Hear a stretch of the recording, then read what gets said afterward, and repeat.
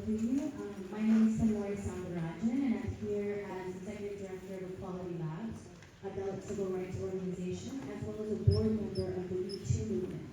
And, I think there's one issue that ties many of the things that you talked about, whether it's housing discrimination, child labor, discrimination against against Asian American communities, and that's caste discrimination and the issue of caste equity. And we have an urgent bill that's coming forward right now in the state of California, SB 403, to end caste discrimination in the state. And I really would like to get both of your positions on this issue because there are thousands of caste-oppressed people in both of your districts. We would like to meet with you about some of the conditions and discrimination that we're facing because we need a remedy.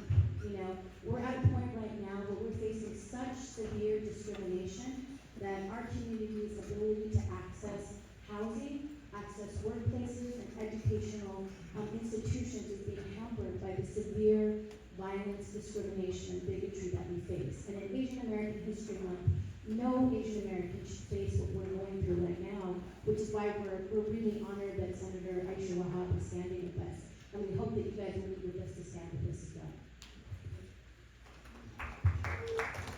First of all, I just want to thank you for your advocacy. In the state capitol, just a couple weeks ago, there were like 300 people in the legislature, for and of course against the bill too. I've been meeting with a lot of community groups and hearing out their concerns and their aspirations for this bill. And I just want to say that there's no one I've ever met that is pro-caste discrimination. No one in this district is pro-caste discrimination. We don't want that to happen. My thing, what I'm looking at, is making sure that as we import concepts from different countries into the California context, we don't have any unintended consequences. I'm a big fan, of course, looking at what Asia and Europe do and try to bring it here, but we also have to make sure that it fits within the California and American legal framework.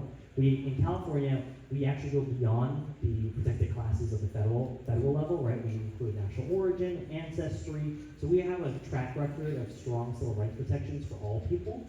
But we want to make sure that it isn't inherently leaving unintended consequences. So I continue to listen to all the feedback from the communities. Lots of community groups have reached out to me, and I continue to meet with folks. And I invite you to also meet with me, especially as Fremont residents should come meet with me as well. But I want to hear all perspectives. But full disclosure, I'm not of a cultural group that has caste. It's a new concept to me as well. So I want to understand this, but I also understand what ramifications do we have, positive and negative, right, in the California context.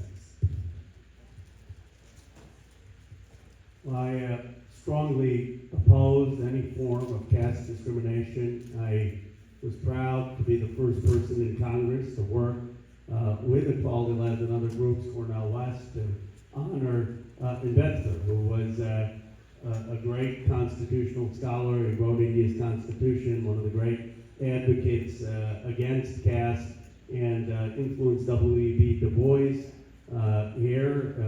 Isabel Wilkerson's magnificent book on caste traces some of the important issues of why we need to be about caste discrimination, against caste discrimination, and traces the challenges that the African American community has faced in this country as similar to issues of caste. I would just echo what the Assemblymember said in making sure that any bill that opposes caste discrimination also make sure that it's fairly enforced and doesn't selectively profile any community in that enforcement. And I will trust the legislature to work that out.